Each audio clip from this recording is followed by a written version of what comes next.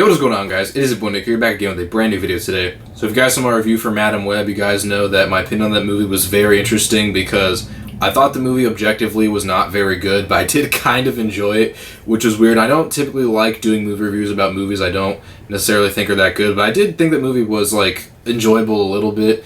But I did say at the end of that movie review that I was going to do a double feature movie review for two recent movies that I thought were very good. I know I don't typically do a whole lot of movie reviews outside of comic book movies. I don't know, but every now and again I do want to do a movie review on a movie that I just thought was good, so we're doing two very good ones today. The first movie I'm going to be reviewing is Lisa Frankenstein. This was directed by Zelda Williams, which is Robin Williams' daughter. Now, this is a very original movie. These are the kinds of films that I have been craving recently when it comes to recent releases. This is a very, very interesting, unique, original film, and this is one that I definitely am going to recommend checking out, and here's why. The first things first about things that are interesting about the movie is that the movie does feel very much inspired by Tim Burton, but in a way that kind of pays homage to Tim Burton, not in a way that feels overly derivative.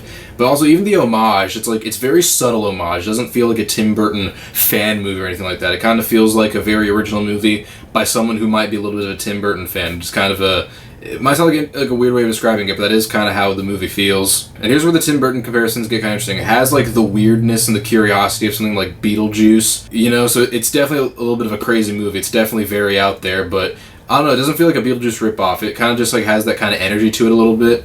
And I don't believe this is Tim Burton related at all, but I have seen people compare this movie to Heathers, which I've not seen Heathers, so I can't really say much about it, but if you like Heathers, maybe this might seem interesting to you. There's also some moments that did remind me quite a bit of Edward Scissorhands a little bit, which I thought was very cool because I like Edward Scissorhands a lot. So it's got a very, like, interesting Tim Burton fan kind of vibe to it, but what is the actual story about? Well, story on paper sounds a bit strange because it's essentially a paranormal romance about Lisa, who's a misunderstood teenager with a fixation of dead people who are known for being attractive. So it's a very weird premise on paper, but the premise is actually executed well because of its very just easygoing vibe and also its humor. This is a horror comedy, so the humor is where this movie shines in my opinion. So the humor I thought was extremely well done.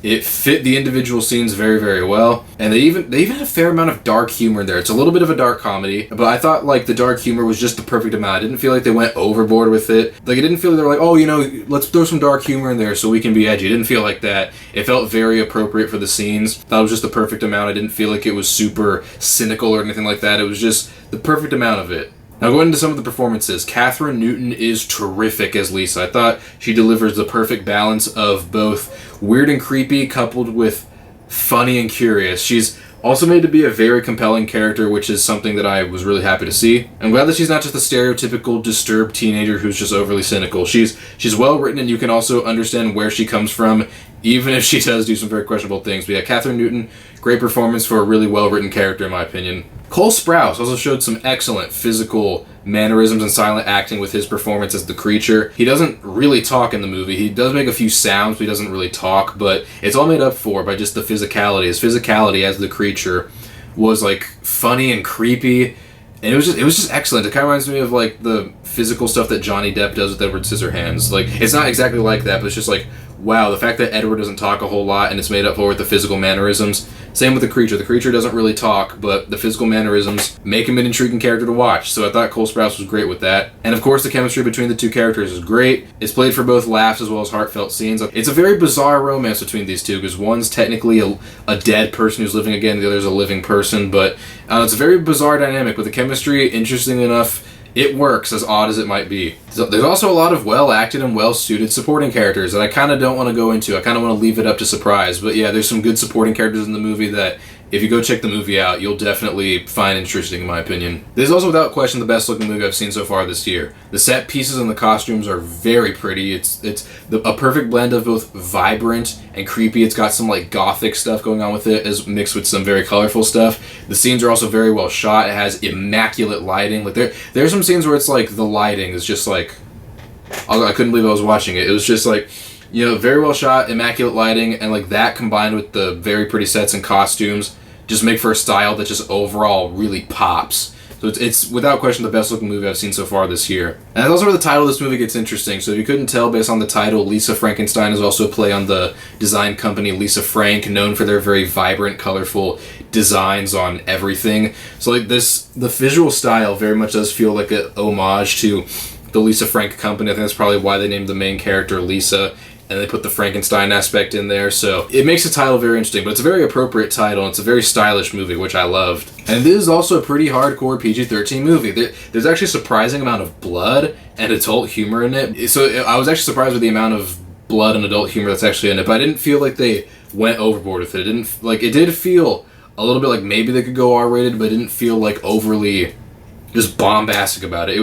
It went hardcore for PG-13, but I thought it was just the perfect amount of hardcore. Definitely get a babysitter for the little kids. Don't take little kids to go see this. It's got too much adult humor, and it's probably going to scare them a little bit, so don't take little kids to see this. Yeah, so very interesting movie. I really enjoyed Lisa Frankenstein a lot. The next thing I want to talk about is that the Rotten Tomatoes score for this movie upsets me. I was looking at it earlier today. It was at like a 50 or something like that. This is where I get frustrated with this, because this is where I want to talk about originality and predictability in movies today, because I swear critics are always complaining about movies being predictable, especially with like the big blockbusters. Like, yeah, that was good, but it was too predictable, or it's like, these are getting way too formulaic or something like that. They always complain about things being predictable, and then you have a very original and just very well crafted film like Lisa Frankenstein come out, and then you have critics being like, it wasn't really my thing, which I can understand. Like, it was too out there, or they're like, it's too weird, it's too different, and it's just like, we don't like it. It's like I swear, it's like they want originality, and then when that originality comes, like, I can understand the originality is not necessarily like your cup of tea, but like they complain that it's just not good because it's not what they're used to. It's too weird for their taste. So if you're a critic and you didn't like the movie, that's okay. But if you're a critic and you like objectively thought the movie was just bad, there was nothing good about it at all, I don't trust you as a critic. I thought this was one of those movies where I thought the critics really just got it wrong for the most part. And unfortunately, the movie is not doing too well at the box office right now, so I definitely recommend checking this movie out. It's a very unique, interesting film. And, it's a great film, so I definitely recommend checking it out. And it deserves a cult following, which I know for a fact it will get after some time has passed. I can see this movie being a big hit by Halloween, or I can even see this movie being like a Shawshank or a Fight Club, where over time it just gets a huge cult following, even if it didn't do great at the box office. I think it's safe to say that creative genius runs in the Williams family, so definitely check out Lisa Frankenstein.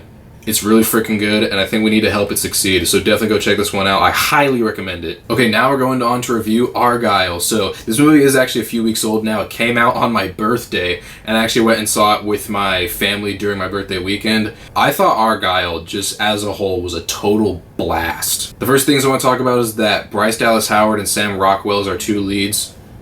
Marvelous. Very entertaining. It was very, very fun to watch these two characters, because they're two very different characters, but they work so well together, and they're just very charming, very likable, very engaging. So I thought our two leads were just so great to watch on camera. Some of the best, like, funny stuff I've seen in a while. Bryan Cranston was also fantastic in the movie because, he's Bryan Cranston. And Catherine O'Hara, she's still giving great comedic performances this late into her career. That woman is amazing. Catherine O'Hara was just in this movie. I gotta give, this is the movie where I gotta give the whole cast just immense praise. Even Samuel L. Jackson, who's not even in the movie that much, he was great too. This is just an overall really great cast. Okay, so the cast is very fun. What is the story like? This is another very unique story. So the movie is technically book 4. So what do I mean by that? Well, Argylle is actually a book that came out like about a month ago, actually, before the movie came out. However, the book is like book 1 chronologically, and this movie is book 4. And according to Matthew Vaughn, it's because he wanted to do a Star Wars kind of thing, which is kind of weird. So like on paper, it sounds like a terrible idea to have your movie based off a book be number 4 where the book's number 1, but it's still a very fun movie. And the movie doesn't require you to actually know any background info on the book. I've not read the book, and the movie made perfect sense. So like you don't need to like read the book in order to get the movie. I feel like if anything, you can watch the movie and be like, wow, that was a really fun movie. I'm gonna go back and check out the book because that was really good, and I'll see what else they come out with in the future. I don't know. I just thought the film, it's a very bizarre idea for a movie, but I thought it just worked very well. And this was the movie that I hoped it would be just based on the trailer. So this movie, it's a spy thriller with a great story, and it follows through with consistency, but it's also a comedy. So it's a spy thriller comedy. So it's very funny, and it doesn't take itself too seriously. That's where I feel like this movie could be a little bit of an acquired taste, because it's a very well done story, but it's not a super serious movie. Like, don't go into this movie expecting it to be a very serious spy thriller. It's a comedic spy thriller, pretty much. It's pretty much a comedy with like a spy thriller story going on in it. Yeah, it's like, if you watched the trailer and thought that's not necessarily my thing, then maybe don't watch it, but if you saw the trailer and thought that looked really fun, you gotta check this one out. Yeah, the movie's extremely well made. It's very easygoing, and even though it's a very like silly movie and there's nothing overly like serious about it, there was like some truly masterful action sequences in the film where I just gotta give huge props to both the stunt team as well as the cinematographers and even Matthew Vaughn, the filmmaker. Is just very top-notch action with great shots and all that. It's a very silly movie, but it's a very well-made silly movie. Like I said, like it might be a little bit of an acquired taste, but I still would recommend that a lot of people check it out because I think it's a very unique movie. And the story, this is also what's so interesting to me. The story has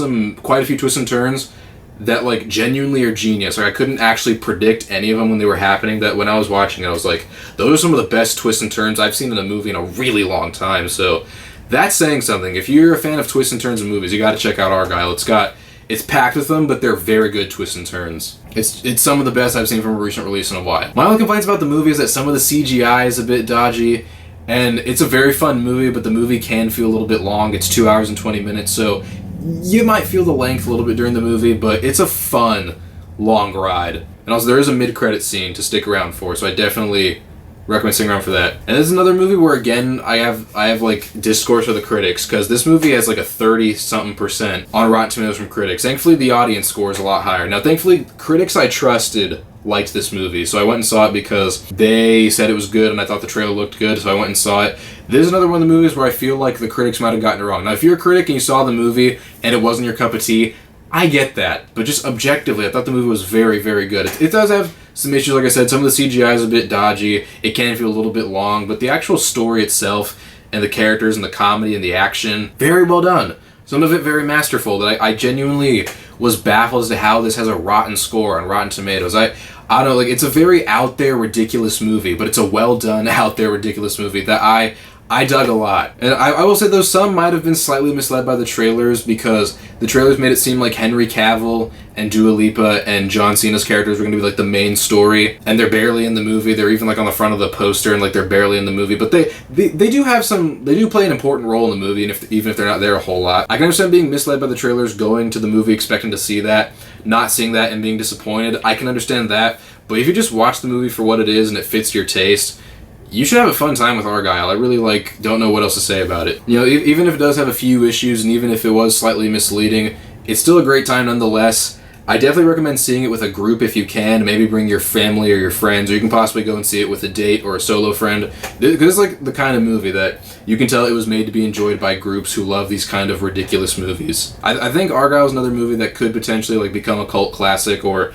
have its own cult following. Now, the box office numbers could be better. It's got like a $200 million budget, and it's only like making about $70 million worldwide, so it's a shame it's not making more money. But like I said, if this movie sounds like it's going to fit your niche, and if I haven't convinced you already, I definitely just recommend going to this one too. I recommend going and seeing Lisa Frankenstein and Argylle just to give it a try, because I think everyone should at least give it a chance. I especially recommend Argylle for date night or family movie night.